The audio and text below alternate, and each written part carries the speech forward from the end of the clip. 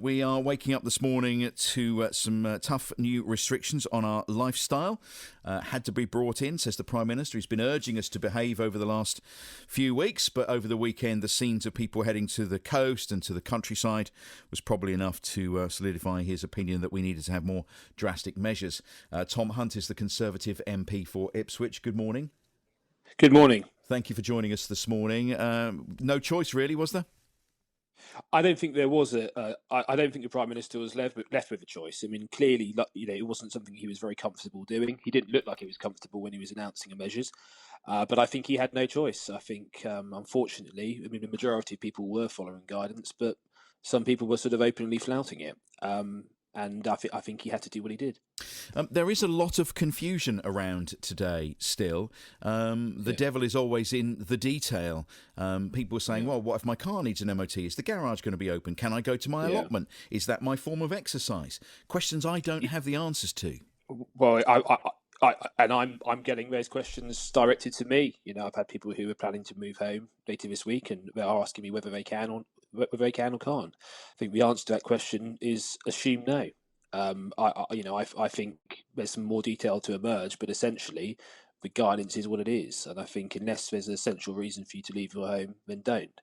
None of this is easy for anyone, and clearly there's all sorts of scenarios and cases, and people are in a real pickle right now. But I think, as I said at the start of this conversation, I don't think the Prime Minister had a choice.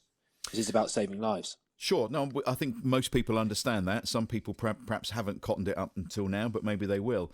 Marcus has been in touch. Judging by the amount of cars on the A14 right now, people are not listening to the advice to stay at home. I see little difference to a normal day. The police are going to have to sort this out. Have they got tough enough powers to do this? Is that what we should be using them for? Well, one of the reasons why, as members of Parliament, we are, as it stands, still going into Parliament is to scrutinise the emergency powers bill that was going through yesterday and will also be going through today, and part of that will be strengthening police powers.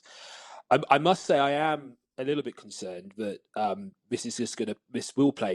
policing this will place potentially an added pressure on limited police resources.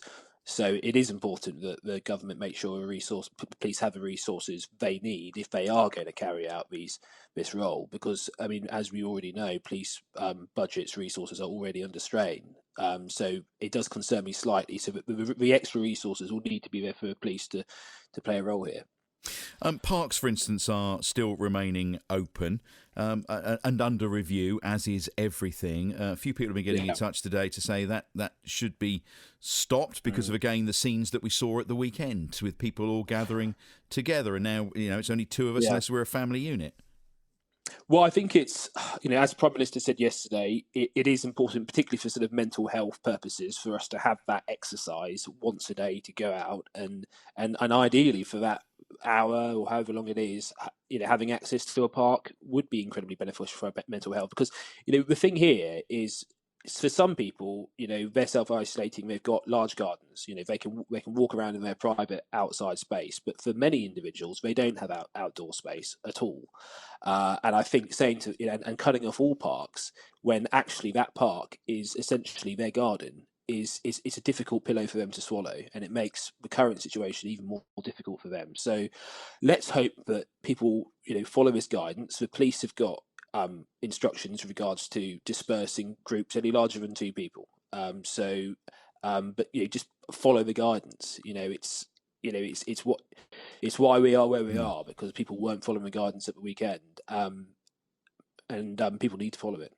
So the message is very stark. And we spoke to Nigel earlier on this morning. I'm not sure if you were listening or not, but Nigel was really struck by a graphic that was on BBC News last night. I think it was our health correspondent that brought it up there with Fiona Bruce, saying that if we do stay at home, it reduces the risk of spread dramatically.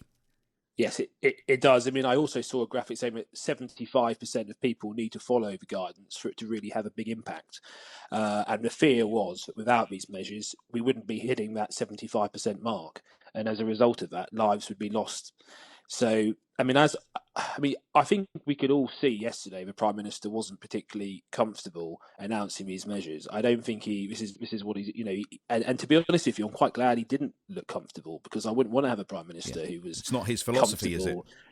comfortable. No, not at all. These are authoritarian measures, and in normal times, I would not want to have a leader of our country who's comfortable doing things like this.